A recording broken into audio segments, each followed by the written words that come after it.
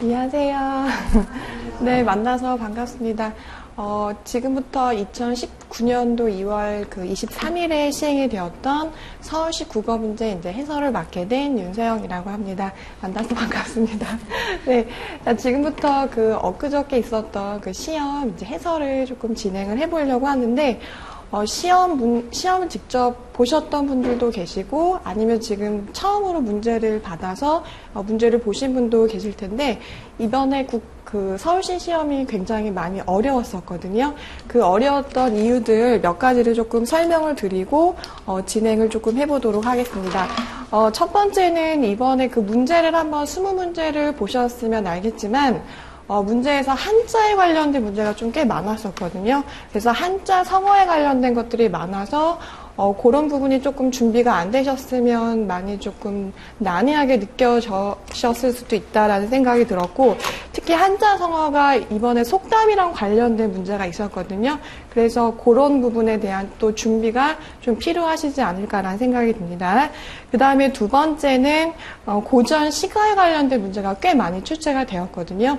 그래서 고전 시가가 공무도화가가 하나가 출제가 되었는데 아예 한자 원문이 하나가 출제가 되었습니다. 그래서 미리 조금 준비가 안 되셨으면 이 작품이 도대체 무슨 작품인지도 모르시고 문제를 푸실 수가 있었겠다라는 생각이 들어서 이제 그런 부분에 관련된 거 준비 또 필요하시고, 제가 또 수업을 진행하면서 어떻게 준비를 하시면 좋을지에 관련된 얘기도 조금 곁들여서 해드리도록 하겠습니다. 그리고 그 세 번째로는 문법 문제가 조금 많이 어려웠었죠. 그래서 특히 이번에 많이 어려웠던 것 중에 하나가 용언의 불규칙 활용에 관련된 내용이 출제가 되었는데, 그 부분에 관련돼서 체계적으로 이해를 하시고 암기를 하시고 적용까지 그런 것들이 자연스럽게 체화가 되지 않으셨으면 그 짧은 시간 내에 문제를 푸시기가 굉장히 어렵지 않으셨나라는 생각이 듭니다. 그리고 문법 문제 중에서 이번에 또 낯선 용어에 관련된 문제들이 많았었거든요. 그러니까 예를 들어서 뭐 한자어에 관련된 뭐 의성어, 의태어는 뭐 어떤 형식으로 되어 있다, 뭐 이런 식으로 해서 고유어와는 어떤 차이가 있는지 그런 것과도 관련된 것들, 특히 그리고 이번에 형태소 분석에 관련된 것도 가장 많은 거에 뭐 개수는 이런 것들도 어떻게 푸시면 좋을지 그런 방법론 중심으로 조금 설명을 드리도록 하겠습니다. 자, 1번 문제부터 한번 같이 한번 살펴보실게요. 자, 1번 지금 갖고 계신 자료를 가지고 한번 지금 살펴보시면 그 문제에서 뭐라고 지금 출제가 되었냐면 의문의 개념에 대한 설명으로 옳지 않은 것은, 이렇게 문제가 제시가 되었죠. 그래서 일단 이 의문이라는 것의 개념을 명확하게 알고 있는지 그렇지 않은지를 지금 이제 구분을 해내겠다라는 그런 문제인데, 솔직히 이 문제는 가장 기본적인 문제였거든요. 근데 이것부터도 제가 볼 때는 대충 공부를 하셨으면 굉장히 어렵게 문제를 푸셨을 수 있다라는 생각이 듭니다. 그래서 보통 우리가 운이라고 말할 때는 자, 분석을 해내실 수가 있겠죠. 무엇과 무엇으로 분석을 해내실 수가 있냐면 음소라는 것과 운소라는 것으로 우리가 나누실 수가 있습니다. 그래서 음소라는 것을 우리가 더 쉽게 말씀을 드리면 보통 우리가 흔히 말하는 뭐 자음이라던가 아니면 모음, 아이들이 한글을 처음에 배울 때 뭐 기역, 리을 이런 것들을 우리가 자음이라고 하고 아야어여, 뭐 오요 이런 것들을 우리가 모음이라고 하는 거죠. 그래서 자음과 모음을 우리가 이것만을 가지고 운이라고 생각하실 수가 있지만 그렇지 않습니다. 자음과 모음 이 두 가지는 우리가 합쳐서 음소라고 부르고, 그러면 운소라는 것은 무엇이다? 자, 가장 대표적인 것은 소리의 길이가 있습니다. 물론 소리의 길이 뭐 장단이라던가 아니면 뭐 액센트라든가 여러 가지 뭐 억양이라든가 다양하게 있지만 우리 그 시험 범위에 해당하는 문법, 그런 문법을 우리가 학교 문법이라고 하는데 그 학교 문법의 범위 안에는 소리의 길이라는 것만 그 우리 운소에 해당이 되었고, 그렇기 때문에 여러분이 이제 그 시험 준비하시는 표준 발음법을 보시면 표준 발음법에 장단음 체크가 되어 있는 단어들이 있어요. 그래서 뭐 눈에 뭐 눈이 들어간다던가 이런 것들. 그래서 그래서 이런 거 두 가지를 합쳐서 우리가 운이라고 하거든요. 그래서 1번 선택지를 한번 보시면 소리의 강약이라던가 고조 같은 것들은 우리가 분절되지 않는다라고 해서 이런 것들을 우리가 비분절 음운이라고 말을 합니다. 비분절 음운이라고 말하고, 제가 조금 전에 여기다가 그 판서를 드렸던 거, 여기에 해당하는 이 운소라는 것을 우리가 다른 말로 뭐라고 하냐면 비분절 음운이라고 말을 합니다. 그래서 비분절 음운도 당연히 무엇이 해당이 된다? 음운에 해당이 되기 때문에 이 설명은 틀린 설명이다라고 보실 수가 있는 거겠죠. 그러면 자, 문제에서 드러나고 있진 않지만 이 음소라는 것은 상대적으로 우리가 무엇이다라고 말을 하냐면 분절 음운이다라고 말을 합니다. 그래서 자, 분절 음운을 우리가 다른 말로 뭐라고 한다? 음소라고 이렇게 말을 한다.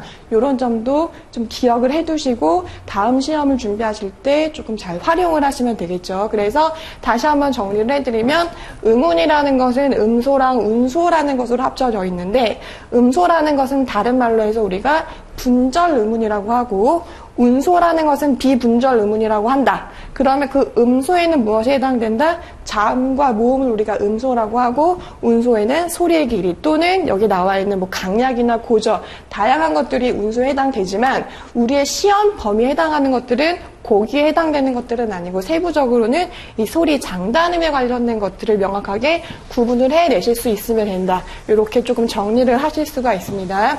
그러면 2번이랑 3번, 4번은 물론 얘네들은 맞는 설명이죠. 자, 우리는 지금 기출이 된 것을 같이 공부를 하시고 활용을 하시는 거지만 다음 시험을 대비를 하실 때는 얘네들 하나하나도 하나의 이론 요소라고 생각을 하시고 머릿속에 정리를 하셔야 되는데, 조금 어려운 내용이긴 하지만 조금 쉽게 조금 빠르게 좀 설명을 드리도록 하겠습니다. 2번을 보시면 뭐라고 나와 있냐면 의미를 구별이라고 지금 나와 있거든요. 이 부분도 여러 번 기출이 된 문구이기 때문에 기억을 하셔야 됩니다. 무슨 얘기냐면, 자, 우리가 음운이라는 그 문법 단위 다음에 자, 커지는 단위를 뭐라고 하냐면 형태소라고 많이 들어보셨죠? 그쵸? 그래서 형태소라는 것의 개념은 많이들 알고 계십니다. 자, 형태소라는 것의 개념은 우리가 보통 뜻을 지닌 가장 작은 말의 단위라고 보통 얘기를 하거든요. 그러면 얘를 개념 정리할 때는 뜻을 지닌다라는 거, 뜻을 가지고 있다라는 거고, 자, 음운이라는 것의 개념을 우리가 설명을 할 때는 뜻을 구별해 준다라는 거, 이 부분을 주의를 하셔서 자, 암기를 조금 하시면 되겠죠. 무슨 얘기냐면, 예를 들어서 우리가 물이라 또는 불이다, 풀이다라는 단어가 있습니다. 그러면 얘네들은 각각 셋의 뜻이 달라지고 있죠. 그런데 얘네들을 비교를 해보셨을 때 얘네들의 뜻을 달라지게 해주는 요소는 바로 무엇이다? 여기 나와 있는 이 초성에 있는 자음들 때문에 뜻이 구분이 되고 있는 거죠. 그래서 지금 미음이라던가 비읍이라던가 피읍이라는 것은 아까 제가 조금 전에 판사했던 것들 중에 자음에 해당되는 거고, 그 자음은 자, 음운에 해당되고, 음운은 바로 무엇이다? 의미를 구별해준다라는 이 개념을 명확하게 기억을 하실 수 있어야 되고, 나머지 것들 그대로 조금 정리를 하시면 되겠죠. 그 다음에 3번을 한번 보시면 3번도 이런 내용들은 솔직히 그냥 외우셔서 될 문제가 아니거든요. 이해를 하지 않으시면 이해가 되지 않은 채로 그냥 억지로 외우셔야 되는데, 그런 내용들은 응용적으로 문장이 조금만 달라지더라도 바로 무너지실 수가 있어요. 그래서 조금 어려운 내용이지만 한번 우리가 이해를 조금 해보도록 하겠습니다.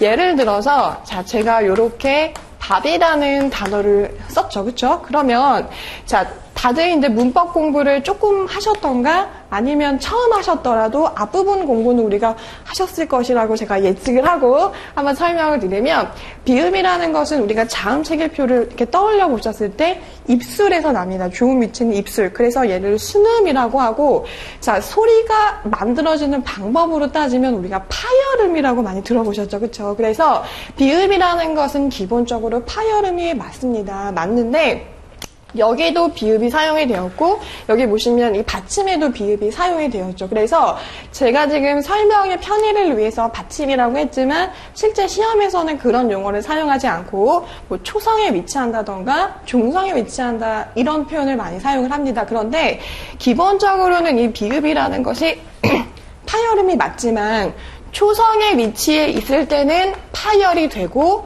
자, 파열이 되고, 종성의 위치에 있을 때는 우리가 보통 뭐라고 얘기를 하냐면 불파가 된다라고 합니다. 그러니까 예를 들어서 받침에 피읍이라는 어떤 받침이 있다라고 하더라도 피읍으로 발음이 되지 않고 우리 귀에 듣기에는 비읍과 동일하게 발음이 들리죠. 그렇죠? 그래서 이런 것들을 우리가 음운의 법칙 중에서 음절의 끝소리 규칙이라고 많이 들어보셨을 거예요. 그렇죠? 이러한 성격 때문에 우리가 이 음운이라는 것은 동일한 자음임에도 불구하고 위치에 따라서 소리가 달라질 수가 있는데 이렇게 달라지는 소리를 우리가 뭐라고 하냐면 변이음이라고 합니다. 그래서 실제로 들리는 소리는 다를 수가 있어요. 이때 소리라는 것을 우리가 다른 말로 뭐라고 하냐면 음성이라고 합니다. 그러니까 예를 들어서 초성에 위치하는 이 비읍과 종성에 위치하는 이 비읍은 명확하게 들어가서 소리를 들어보면 소리가 엄밀하게 동일하지 않다라는 거죠. 근데 우리가 자연스럽게 우리가 들릴 때는 비슷하게 들리거든요. 그래서 이 명확하게 얘네들을 분석하시려면 기계를 통해서 확인을 하실 수밖에 없다라고 하는데 우리는 그렇게까지 하실 필요는 없고 그냥 이런 초성에 위치했는지 종성에 위치했는지 보이는 위치에 따라서만 판단을 하시고 문제를 조금 푸시면 되겠죠. 그렇죠? 자, 이렇게 이해가 되셨으면 4번을 한번 살펴보도록 하겠습니다. 4번에 나와 있는 이 선택지 문장도 굉장히 중요하거든요. 그래서 이거 자체를 자 일단은 암기를 하셔야 되는데 일단 먼저 이해가 되셔야지 암기가 되시겠죠. 그래서 저랑 같이 지금 이해를 하시고 그 다음에 무조건 암기를 하시겠습니다. 음운은 실제적인 소리라기보다는 여기 보시면 관념적이고 추상적이라는 표현이 있습니다. 얘는 자 무조건 암기를 하셔야 됩니다. 무조건. 그래서 자 무슨 얘기인지 한번 제가 설명을 드리도록 할게요.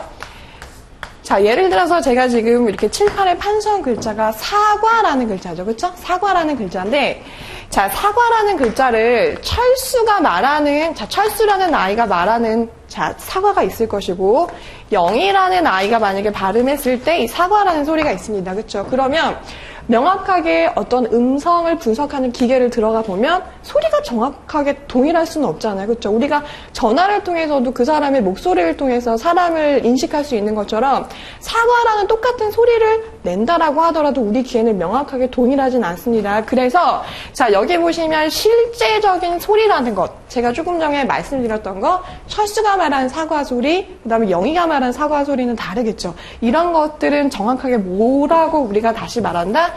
음성이라는 표현을 한다라고 얘기를 드렸습니다. 음성이라는 표현. 그런데 자 철수라는 애가 지금 앞에 나와서 사과라고 말을 하고 영희라는 애가 만약에 사과라고 말을 했을 때 우리가 머릿속에 떠오를 때는 어떤 단어가 떠오른다? 지금 제가 여기 판서 드렸던 것처럼 사과라는 소리가 우리 머릿속에 인식이 되겠죠. 그렇죠? 그래서 이 사과라는 글자를 한번 잘 보시면 자 자음, 모음, 자음, 모음으로 구성되고 있는 자 운이라는 걸 아실 수가 있고 우리가 보통 시험 문제에서는 조금 어려운 표현으로 뭐라고 얘기를 하냐면 머릿속으로만 떠오른다라는 걸 시험 문제에서는 머릿속으로 떠오른다라고 표현할 수 없잖아요. 그렇죠? 그래서 관념적이고 추상적이다 이렇게 표현을 합니다. 그리고 지금 여기 나와 있는 그 2번, 3번, 4번 선택지는 다른 시험, 기출구 문제에서도 여러 번 출제가 되었기 때문에 그대로 암기를 하셔야 되지만 처음부터 그대로 암기하시기가 어려우시잖아요. 그렇죠? 그래서 먼저 저랑 같이 이해를 해보셨다라면 그 다음에 무조건 암기를 하시면 됩니다. 그래서 굉장히 중요했던 문제였고 좋은 문제였고 다음 시험을 준비하시는 입장에서는 또 출제가 될 수 있는 문제이기 때문에 잘 좀 기억을 하시면 자 굉장히 좋은 문제다라고 생각이 듭니다. 자 2번 문제를 한번 살펴보실게요. 같이. 자, 2번 문제를 한번 보시면 다음 중 어법에 가장 맞는 것은이다 라고 지금 문제가 나왔습니다. 자, 2번과 같은 문제도 문제를 푸실 때 굉장히 어렵게 많이 느껴질 수가 있는데 우리 국어에서 그 문법 문장에서 문장을 구성하는 가장 기본적인 그 문장 성분은 주어라던가 서술어라던가 뭐 목적어 또는 그 문장의 상황에 따라서 보어 같은 것들이 반드시 들어가야 되는 거죠. 그렇죠? 자, 선택지 1번을 한번 같이 보시면 자, 얘네들은 다 제대로 잘 되었습니다. 자, 금융당국은 내년 금리가 올해보다 더 오를 것으로 내다보면서 대출 이자율이 2% 이상 오를 것으로 예측할 이렇게 긴 문장 같은 것들을 분석하실 때는 중간에 이렇게 연결되는 표현 한번 끊어가지고 판단해 보시면 되고 자, 2번을 한번 보실게요. 작성 내용의 또는이라고 지금 나와 있습니다. 우리가 또는이다라고 했을 때는 앞에 있는 내용과 그 뒷부분에 있는 내용이 내용적으로도 대등해야 되지만 내용적인 알맹이뿐만 아니라 형식적인 것도 보통 같이 매칭이 돼야 되거든요. 자, 그런데 이제 해석을 한번 해보시면 자, 앞부분에는 지금 서술어가 없습니다. 작성 내용의 정정. 자, 그 다음에 신청인의 서명이 없는. 그러면 뒷부분에 나와 있는 이 서술어가 앞부분에 나와 있는 정정과도 매칭이 된다라는 전제하에 지금 여기서는 생략이 되었거든요. 근데 생각을 해보시면 정정은 있어야 되는 거잖아요. 그렇죠? 그리고 신청인의 서명이 없는 것. 이런 식의 자, 표현이 들어가야지만 적당하기 때문에 자, 여기에서는 서술어 있다라는 표현이 들어가야 되는 거. 해설서 그 해설된 자료를 보시면 다 나와 있습니다. 자, 그 다음에 3번을 한번 보시면, 자, 12월 중에 한중 정상회담이 다시 한번 열릴 것으로 보여집니다. 자, 여기에서는 어떤 것들을 조금 째려보시면 되냐면, 보여진다라는 이 표현을 한번 보시면 됩니다. 그래서 우리가 그 문법 파트에서, 자, 문장론, 그 후반부를 보시면 사동이다, 피동이다 이런 것들이 나와 있습니다. 그래서 지금은 좀 핵심적인 것만 한번 언급을 해두면, 이중 사동은 문법적으로 허용이 되지만 이중 피동은 허용이 안 되죠. 그렇죠? 그래서 여기 보시면 보여진다라는 표현을 한번 제가 형태에서 분석을 해보면 자, 요렇게 제가 분석을 해볼 수가 있겠네요. 그래서 보다라는 기본 어근에다가 피동, 접사도 들어가고 자, 통사적 피동도 같이 들어갔습니다. 우리가 이렇게 접사가 결합이 된 걸 우리가 파생이다라는 표현을 많이 쓰고 자, 어지다라던가 뭐 개되다라던가 이런 것들이 들어가는 걸 우리가 통사라고 하는데 자, 파생이 되었던 통사가 되었던 파생 피동이 되었던 통사적 피동이 되었던 피동 표현이 이렇게 두 번이 들어간 거죠. 그렇죠? 그래서 이중 피동은 비문에 해당되기 때문에 얘를 자, 한 번만 들어가도록 바꾸시면 되는 거겠죠. 그러면 어지다를 만약에 지워버리면 그냥 보입니다. 이렇게 바꾸시면 됩니다. 자, 그런 식으로 조금 자, 고쳐주시면 되고 4번을 한번 보시면 그의 목표는 세계 최고의 축구 선수가 되는 것이었고 여기까지 한번 끊어보실게요. 문장이 길어지면 일단 한번 끊어보시면 되거든요. 그래서 단 하루도 연습을 쉬지 않았다. 앞부분까지는 문제가 없는데 뒷부분을 보시면 연습을 쉬지 않은 주체가 빠져 있습니다. 그렇죠? 그럼 그 주체를 자, 첨가를 해주시면 되는 거겠죠. 그래서 정답은 1번이다. 이렇게 확인을 하실 수가 있겠습니다. 자, 3번 문제를 한번 보시면, 자, 속담과 이제 한자 성어를 연결지어서, 자, 해결하셔야 되는 그런 문제에 해당이 되고 있는데, 자, 여기에서 가장 비슷한 것은, 이렇게 해서 관련되지 않은 것들을 이제 지워나가시면 됩니다. 자, 이가 없으면 잇몸으로 산다라고 지금 나와 있는데, 여기 보시면, 자, 순망치한이라는 것은 입술이 망가지면 무엇이 차갑다? 이가 차갑다라고 해서 자신과 가깝게 있는 사람이 어떤 문제가 생기면 가까운 사람에게도 문제가 생긴다라는 그런 의미로 쓰실 수 있지 이가 없으면 잇몸으로 산다라는 의미와는 전혀 관련이 없습니다. 자, 그 다음에 개똥도 약에 쓰려면 없다라고 지금 나와 있는데 자, 하루 동선이라는 그 단어 자, 사자성어를 한번 보시면 자, 여름 한자죠. 그쵸? 그런데 여름에 화롯불을 갖다 주고 겨울에다가 부채를 갖다 준다. 이거 무슨 얘기일까요? 서로 자, 어울리지 않는 그런 상태를 우리가 하루동선이다라고 한다라는 거죠. 그쵸? 그래서 거기 지금 해설서 보시면 제가 다 정리를 해놨는데 지금 말씀드렸던 그런 것들 여름에 화로, 겨울에 부채 그런 자, 그 속담과 그냥 그대로 연결 지으시면 되겠습니다. 자, 그 다음에 이제 하충의빙이라고 지금 나와 있는데, 자, 하자를 보시면 여름 하자에 해당이 되겠죠. 그쵸? 그리고 얘 보시면, 자, 벌레.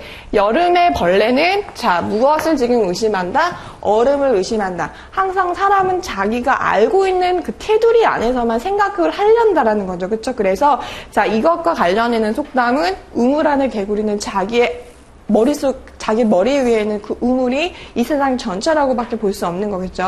그래서 뜻이 비슷한 거는 이제 선택지가 3번이고, 자, 설중송백이라고 지금 나와 있습니다.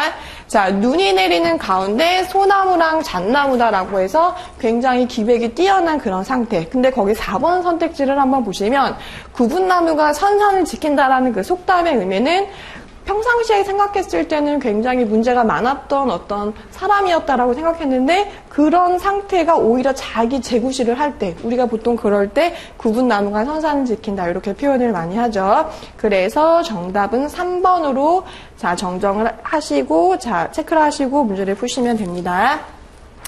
자, 4번을 한번 보시면, 자, 4번 보시면 이제 복수 표준어에 관련된 이제 문제가 출제가 되었는데, 자, 복수 표준어는 어디에 해당된다? 표준어 규정에 해당이 됩니다. 그래서, 자, 이거 나온 김에 어문 규정을 한번 같이 한번 정리를 해보시도록 할게요. 자, 어문 규정. 어문 규정은, 자, 제가 만들어낸 것도 아니고, 개인의 누가 만들어낸 것도 아니고, 나라에서 정한 국립국어원에서 정한 겁니다. 그쵸? 그래서, 첫 번째 중요하신 거, 한글 맞춤법. 자, 그 다음에 두 번째 어문 규정은 실은 표준어 규정입니다. 표준어 규정이고, 그 다음에 더 중요한 거, 우리 그 시험 문제에 굉장히 많이 나오는 게 표준 발음법인데, 이번에는 거의 잘 출제가 되지 않고 있습니다. 그래서 다음에 시험을 준비하실 때는 표준 발음법을 조금 더 주목을 하셔서 조금 공부를 하시면 좋고, 자, 그 다음에, 자, 외래어 표기법.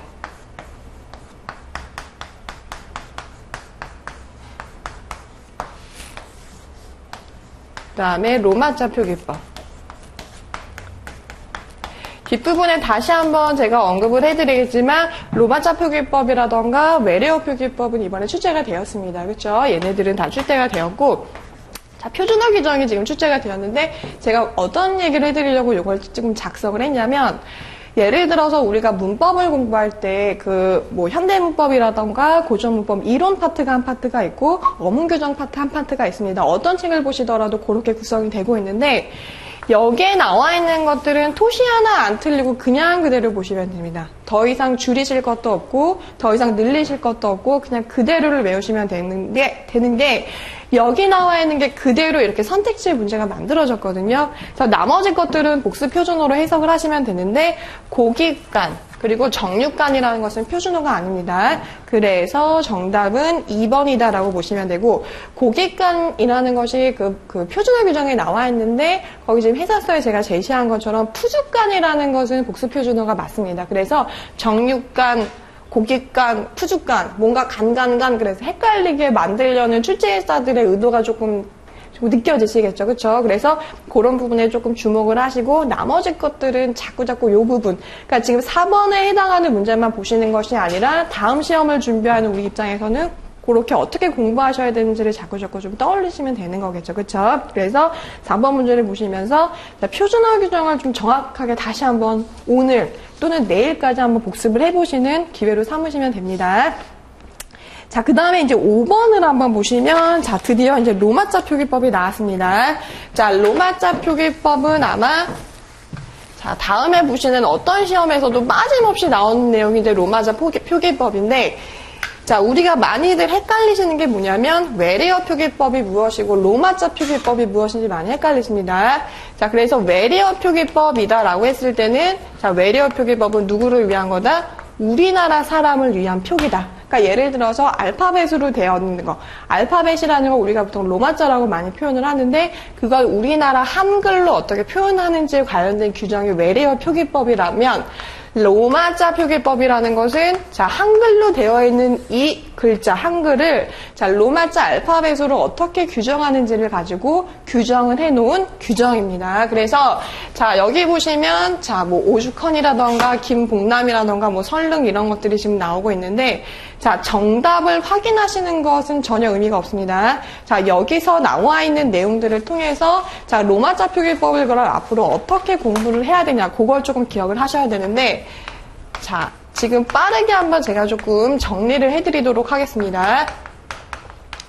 자, 로마자 표기법도, 자, 외래 어문 규정의 마지막 파트에서 제시가 되고 있는데, 자, 로마자 표기법 총칙에 뭐라고 나와 있냐면, 로마자 표기는 무엇을 기준으로 한다? 표준 발음을 기준으로 한다라고 제시를 하고 있습니다. 자, 제 의견이 아니라, 자, 국립국어원에서 이렇게 하기로 결정을 했습니다. 그래서, 자, 표준 발음을 바탕으로 로마자 표기를 한다라는 것. 이런 걸 우리가 뭐라고 한다? 전음법. 자, 이것도 시험에 이미 기출이 되었습니다. 서울시에서. 그래서 이렇게 발음을 기준으로 알파벳 로마자로 표기하는 것을 전음법이라고 한다라는 것이 자, 우리 로마자 표기법의 기본 원칙인데 자, 기본 원칙대로만 하면 어려울 게 하나도 없겠죠. 그래서 몇 가지를 조금 구분을 해드리도록 하겠습니다. 자, 로마자 표기. 자, 로마자 표기라는 것은 무엇을 기준으로 한다? 표준 발음.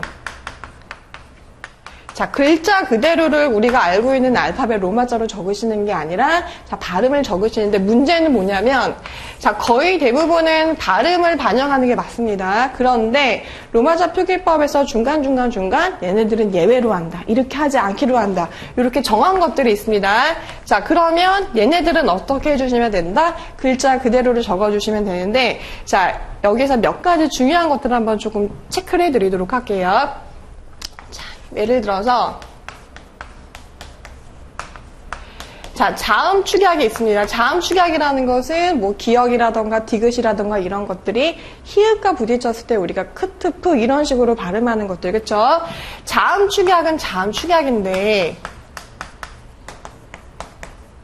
자, 자음 축약은 자음 축약인데 자, 여기에서는 자, 용언 그리고 자, 여기에서는 자, 로마자 표기법에서는 체언이다라고 나와 있지만 저는 그냥 편의상을 위해서 이해를 위해서 그냥 명사라고 적겠습니다. 그래서 무슨 얘기냐? 예를 들어서 제가 좋고라는 자, 이렇게 표현을 했을 때 자, 얘는 그냥 이제 형태를 밝혀서 적은 거고 발음만 가지고 한번 우리가 살펴보시면 얘네들이 지금 자음 축약을 일으키겠죠. 그래서 어떻게 발음을 하냐면 좋고라고 발음을 합니다. 그쵸? 자, 그 다음에 자, 로마자 표기법에 어떤 자, 예시 단어가 나와 있냐면 무코라는 단어가 나왔습니다. 무코는 자, 고유 지명이죠. 그쵸? 그러면 얘를 가지고 제가 발음을 한번 해보면 무코 이렇게 지금 발음이 된다라는 거죠. 그러면 동일하게 얘도 표준 발음이 이것이 맞고 얘도 표준 발음이 이것이 맞습니다. 그런데 차이점이 무엇이냐면 좋고라는 것은 자, 좋다, 형용사, 용언이라는 특징이 있거든요. 그리고 무코라는 것은 명사, 체언이다라는 특징이 있습니다. 그럴 경우는 어떻게 구분을 하시면 되냐면 용언일 경우에는 이 발음을 기준으로 로마자 표기를 해주시면 되세요. 그럼 얘는 어떻게 하시면 된다? J-O-K-O 이렇게 적어주시면 되는 거겠죠. 그쵸? 자, 그런데 자, 똑같은 동일한 자음 축약이다라고 하더라도 이 단어는 명사잖아요. 그쵸? 그러면 요 발음을 가지고 예를 들어서 M-U-K-O 자, 첫 글자 제가 왜 대문자를 썼냐면 고유명사이기 때문에 대문자를 썼습니다. 이렇게 하시면 안 된다라는 거죠. 그럼 얘는 어떻게 하시면 되냐면 이 글자 그대로를 자, 로마자로 밝히셔서 M-U-K-H-O 이렇게 적으셔야지 맞다라는 겁니다. 요것들을 구분을 해놓을 수 있는지를 묻고 있는 것이 바로 오죽헌이라는 단어가 되는 거겠죠. 그쵸? 자, 이 지금 제가 무코라고 적어드린 건 로마자 표기법에 그대로 나오는 거잖아요. 그쵸? 그래서 여기를 한번 보시면 발음으로 따진다라고 했을 때는 이 기역과 히읗이 자음 축약을 일으켜서 컨 이렇게 되겠죠. 그렇지만 이 단어도 고유명사, 명사이기 때문에 이렇게 하시면 안 되고 K와 H로 나누셔가지고 적어주셔야 된다는 거죠. 그쵸? K와 H. 받침의 K, 그 다음에 H, 헌. 그냥 그대로 적어주셔야 된다는 거 좀 기억하시면 되고. 자, 김봉남이라는 단어는 제대로 잘 되었습니다. 그런데 혹시라도, 자, 그 의문문 공부를 하셨을 때 얘를 발음을 한번 해보면 얘는 봉남이라고 해서 비음화가 이루어지고 있습니다. 이응 받침으로 바뀌는 거죠. 자, 그런데 고유명사, 인명 사이에서의 발음 변동은 자, 로마자로 반영하지 않습니다. 그래서 그걸 좀 기억하시면 되고, 자, 여기 지금 3번에 보시면 선능이라고 지금 이렇게 되어 있죠. 근데 얘를 발음을 한번 제대로 해보시면 설능이라고 발음이 돼서 유음화가 이루어지고 있고, 여기 보시는 것처럼 리을로 되어 있는 건 우리가 무엇으로 적기로 했다? LL로 적기로 했다라고 로마자 표기법에 나와 있습니다. 그래서 이 부분을 조금 기억하시면 되고, 이 합덕은 지금 제대로 잘 되었죠. 그래서 정답은 자, 3번이 되나요? 자, 3번으로 좀 체크를 하시고 문제를 푸시면 됩니다. 자, 로마자 표기법에서 주의하셔야 될 것들 이제 몇 가지가 있는데 그 중에 가장 중요한 것 중에 하나가 자음 축약일 때 어떤 경우에는 발음 그대로 하시고 어떤 경우에는 글자 그대로를 적으셔야 되는지 그 부분을 조금 주의를 하시면 되겠죠. 그렇죠? 자, 그 다음에 이제 6번 문제를 잠깐만 한번 보실 건데, 제가 6번 문제를 보면서 느꼈던 게 뭐냐면, 한 2년 정도 전에 구지가 문제가 나왔었어요. 그렇죠? 그래서 구지가 문제를 그때 그 국가직에서 한번 그렇게 출제가 되었을 때도 난리가 났습니다. 한자 해석이 전혀 안 되는데 이게 뭐냐. 하지만 한자와 실제 문제 푸시는 건 전혀 상관이 없었습니다. 그래서 자, 지금 저는 편의상으로 지금 한글을 지금 달아놨는데, 자, 공무도화라는 첫 글자를 보시는 순간, 아, 이거 공무도화가구나 라는 것을 기억을 하시고, 공무도화가라는 것의 기본적인 배경 지식을 바탕으로 문제를 푸셨어야만 했다라는 거. 그래서 자, 여기 보시면 1번 선택지를 한번 보실게요. 자, 황조가와 더불어 우리나라에서 자, 최고라는 것은 가장 오래됐다라는 거죠. 그렇죠? 자, 최고의 서사시라고 했는데 여기에서는 이렇게 이야기가 들어있는 서사와는 전혀 관련이 없습니다. 그리고 한시와 함께 번역한 시가가 따로 뭐 전한다 이런 설명도 맞지 않고, 자, 여기 지금 3번에 보시면 선택지는 정답은 3번인데 물의 상징적 의미를 따라서 시상을 전개하고 있다라고 나와 있습니다. 그래서 그 자료를 한번 보시면 해석된 걸 가지고 같이 한번 설명드릴게요. 자, 이미여 지금 물을 건너지 마오라고 얘기를 하고, 물을 건너시네, 물에 휩쓸려 돌아가시니 라고 이렇게 해석을 하실 수 있습니다. 건너지 말라고 처음에 말했을 때는 우리가 사랑이다라고 많이 보통 해석을 합니다. 동일한 물이지만 이때는 사랑이다라는 의미로 해석하시면 되고, 근데 지금 임은 그 물을 건너고 있잖아요. 그렇죠? 그럼 그때는 우리가 이별의 의미를 담고 있다라고 보시면 되고, 마지막에는 물에 휩쓸렸다, 죽음을 뜻한다. 동일한 물이라는 대상임에도 불구하고, 자, 사랑, 이별, 죽음이다 라는 것으로 시상 전개가 된다라는 거. 자, 공부를 웬만큼 하신 수험생이라면 이 정도는 무조건 배경지식으로 알고 계셔야 된다라는 거. 이걸 기억하셔야 되고, 자, 4번을 보시면 충성의 마음 이런 것과는 전혀 상관이 없습니다. 자, 문학 공부하시는 거 지금 잠깐만 제가 30초 동안 빨리 얘기를 드리고 넘어가도록 할게요. 자, 문학을 어떻게 공부를 하셔야 되냐면, 자, 문학은 일단은 우리가 시대로 좀 나누실 수가 있겠죠. 자, 고전 장르랑 현대 장르로 나누실 수가 있습니다.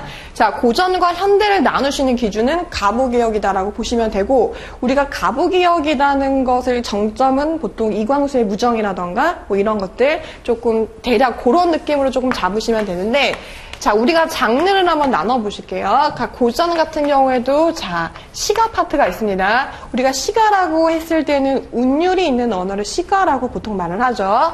자, 그 다음에 산문이다라고 했을 땐 물론, 자, 고전 산문에서는 무슨 뭐 패관도 있고 설도 있고 여러 가지가 있지만 가장 대표적으로는 소설 장르를 뜻하겠죠. 그쵸? 소설 장르를 뜻하고.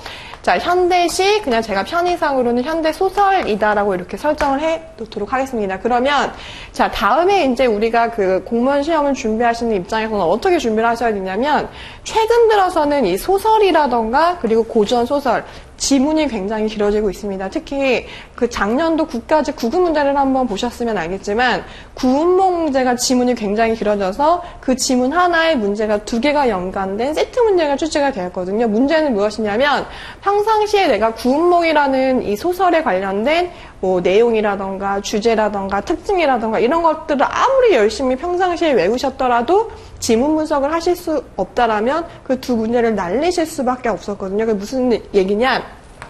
자, 고전소설이 되셨던, 현대소설이 되셨던 앞으로 공부를 하실 때는 마치 비문학처럼 지문 분석을 항상 연습을 하셔야 됩니다. 그래서 요 파트들은 지문 분석 연습을 하셔야 되고, 현대시도 마찬가지거든요. 요즘 최근 들어서도 현대시를 가지고 그 뭐 작가의 뭐 특징이라던가 작품의 어떤 주관적인 특징을 물어보기보다는 우리가 잘 모르는, 잘 알려진 작가의 잘 모르는 작품들이 많이 출제가 되어서 그 시의 어떤 내용들을 하나하나 뭐 심상이라던가 아니면 주제라던가 특징들을 분석을 해내실 수 있는 그런 문제들이 출제가 되고 있습니다. 그래서 얘네 3가지 영역들은 철저하게 분석 연습, 해석 연습을 평상시에 하셔야 되는데 그 바탕에 되는 것은 바로 무엇이다? 문학 이론. 자, 예를 들어서 시라면 뭐 시어라던가 심상이라던가 운율이라던가, 소설이라면 갈등이라던가 뭐 시점이라던가 이런 것들의 이론은 정확하게 외우시고 개별적인 작품들을 통해서 평상시에 분석 연습을 하실 필요가 있겠죠. 그리고 자, 여기를 한번 보시도록 하겠습니다.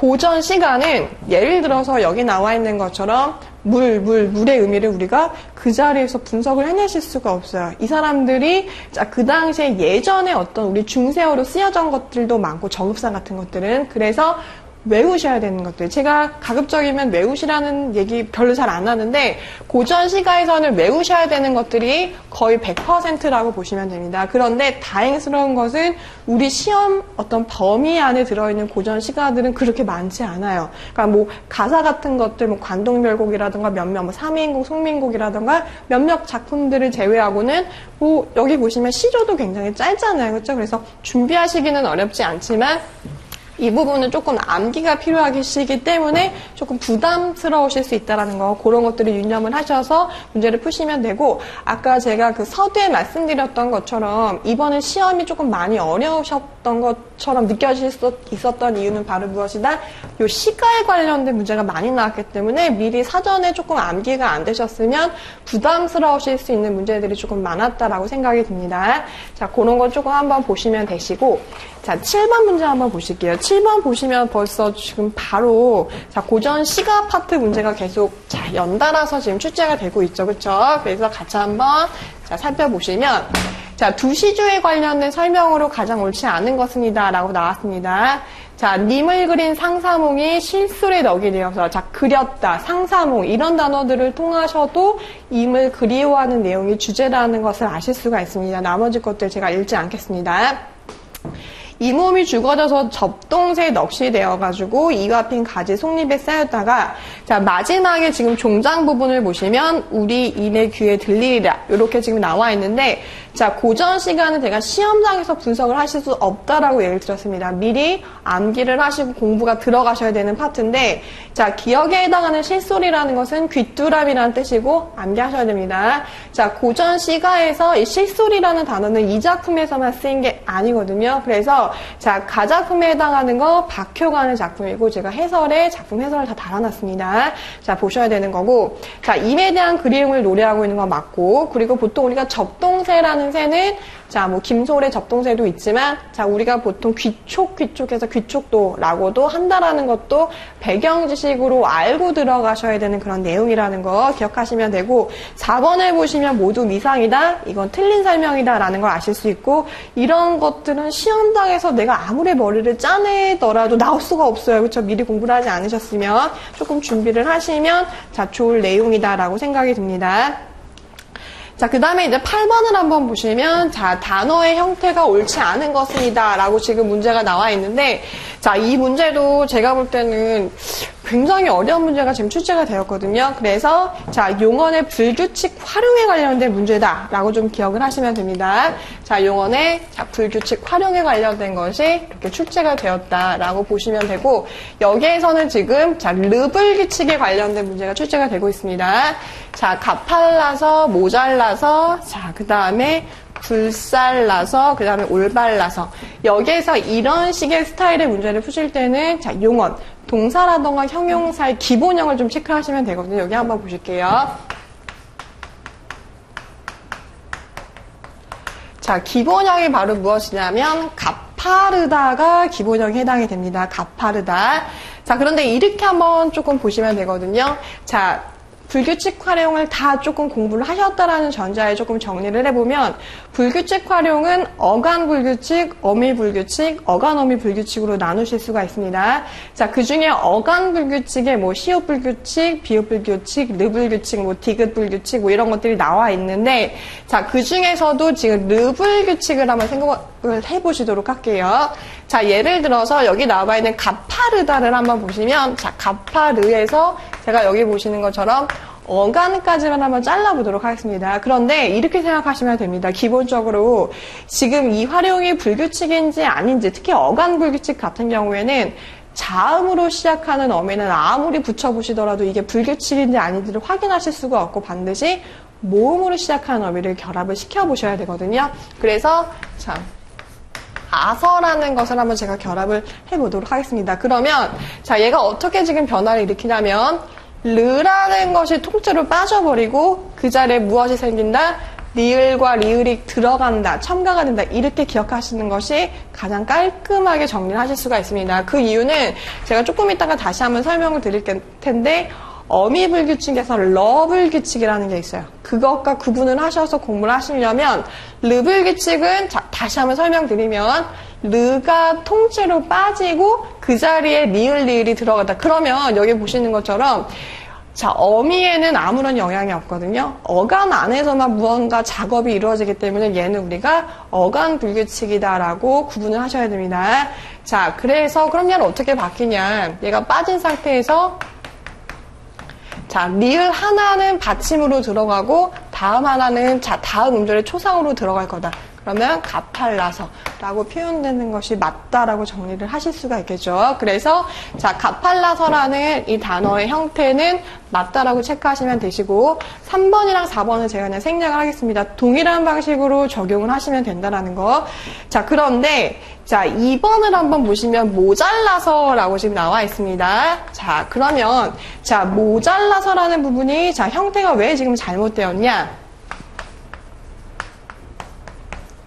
자, 얘는 기본형이 모자르다가 아니라 모자라다입니다. 그래서 자, 어간의 끝에 르가 없죠. 그래서 얘는 르불규칙을 하는 단어가 아니라는 거. 그래서 모자라서라고 자, 고쳐주시면 되겠습니다. 그래서 모자라서 그냥 이렇게 자, 표기를 해주시면 된다라는 거.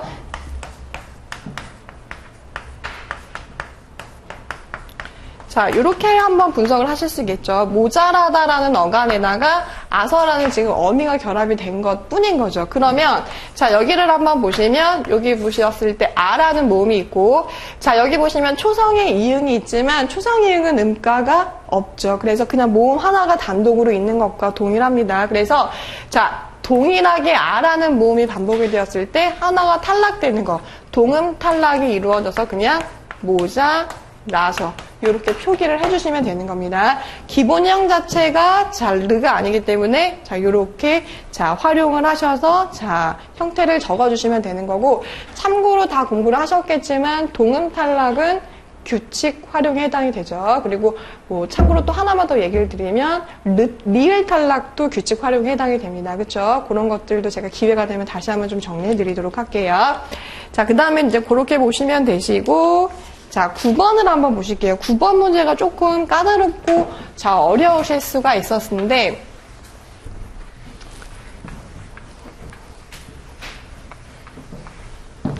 자, 여기 한번 보실게요. 1번을 한번 보시면 자, 연장이라던가 하산이라는 것은 길게 느리자. 연자가 느릴 연자죠. 그렇죠? 길게 느리다 또는 산에서 내려오다 라고 해석을 하실 수가 있기 때문에 서술어, 부사어의 구조로 해석하시는 것이 맞습니다. 그래서 얘는 지금 제대로 잘 해석이 되셨고 그 다음에 3번을 한번 먼저 보실게요. 자, 우정이라는 글자가 있고 대문이다라는 글자가 있는데 여기 한번 보시면 비자립적인 어근과 그 다음에 단어의 결합이다 라고 지금 나와 있습니다. 그러면 자, 여기 보시는 우라는 글자랑 정이라는 글자가 있고 그 다음에 대라는 글자가 있고 그 다음에 문이라는 글자가 있는데 제가 지금 이렇게 삼각형 표시를 한 정이라던가 그 다음에 문이라는 글자는 얘네들 자체로도 우리가 단독적으로 사용이 될 때가 있어요. 철수는 참 정이 많은 애야 이런 표현도 쓰고 야, 문 좀 빨리 닫아라 이런 표현 사용하실 수가 있거든요. 그래서 자, 여기서 보시면 지금 이 단어라고 나와 있는 것을 그냥 단독적으로 사용될 수 있는 그냥 품사다 이렇게 해석을 하시고 문제를 푸시면 됩니다. 그런데 자, 여기 보시는 것처럼 비자립적인 어근이라는 건 무엇이다? 단어의 형성에 조금 관여를 하고 있긴 하지만 의미적인 것들이 단독적으로 사용되는 경향이 조금 약한 것들, 우라던가 대라던가 이런 것만 가지고 우리가 사용하지는 않잖아요. 그렇죠? 그래서 그런 의미를 조금 생각을 하시면 되고 그 다음에 4번을 한번 보시면 자, 시시각각이라던가 명명백백이다라고 했을 때는 이제 복합어 구성이 되고 있는데 자, 괄호 안에 지금 한자가 제시가 되어 있습니다. 무슨 얘기냐? 한자로 구성되고 있다라는 것은 보통 이런 식으로 같은 단어가 일단 연속 2개 자, 같은 단어가 연속 2개. 이런 걸 우리가 뭐라고 하냐면 AABB 구조다라고 자, 어떤 학자가 말했는데 이게 지금 시험에 나왔습니다. 그래서 저도 지금 깜짝 놀랐는데 자, AABB 형태로 되어 있다. 그런데 이제 이렇게 생각하시면 됩니다. 자, 고유어의 어떤 그 복합어 중에 제가 하나만 그냥 해보면 반짝반짝이라는 거 우리 보통 많이 쓰죠. 그쵸? 반짝반짝. 의태어를 많이 씁니다. 그쵸? 그러면 얘를 가지고 그냥 제가 분석을 해보면 우리가 반반 짝짝 이렇게 하지 않잖아요. 그쵸? 반짝반짝 이러거든요. 그러면 얘네들 우리가 보통 뭐라고 하냐면 AB 구조로 만들어진다. 그러면 반짝반짝이랑 명명백백 얘네들의 차이점은 무엇이다? 복합어 구성인데 얘는 한자어로 된 거, 얘는 고유어로 된 거, 이런 차이가 있다라는 거. 그래서 이 부분을 모르실 수가 있었던 부분일 수 있기 때문에 4번 선택지는 좀 추가적으로 조금 학습을 하신다라는 그 개념으로 좀 접근을 하시면 좋겠죠. 그 다음에 이제 2번을 한번 보시면, 자, 인관과 한국인의 인자다. 이 부분을, 제가 볼 때는 문제를 출제할 때 조금 조심해야 되는 부분이 아닌가라는 생각이 듭니다. 그 이유는 무엇이냐면, 자, 인이라는 것도 그렇고, 뭐, 한국이라는 글자도 그렇고, 이 두 글자는 우리가 보통 한자라는 거죠. 그쵸? 그러면 지금 이 한자 공부하시는 시간은 아니지만, 한자와, 자, 한글의 차이점은 무엇이냐면, 한글은 소리 글자고, 한자는 뜻글자입니다. 그쵸? 그래서 우리가 뜻을 지니고 있다라고 했을 때는 보통 어근이라고 하고 실질적인 뜻을 지니고 있으면 어근이라고 하고 그렇지 않은 것, 제한적인 의미를 두는 걸 접사라고 하는데 자, 여기서 보시는 그 인이라던가 여기서 보시는 인이라는 것은 우리가 단독적으로는 거의 사용이 될 수가 없거든요. 뜻으로 사람이다라고는 사용이 되지만 인이라는 글자만으로는 그 단독적으로 사용이 될 수가 없어요. 그래서 제가 볼 땐 얘를 모두 어근이다라는 표현보다는 제한적인 의미긴 하지만 얘는 접사라고 처리를 하시고 해석을 하셔야 되지 않나라고 생각이 듭니다. 그래서 9번 선택지의 정답은 2번이다. 이렇게 조금 보실 수가 있는 거겠죠. 그렇죠?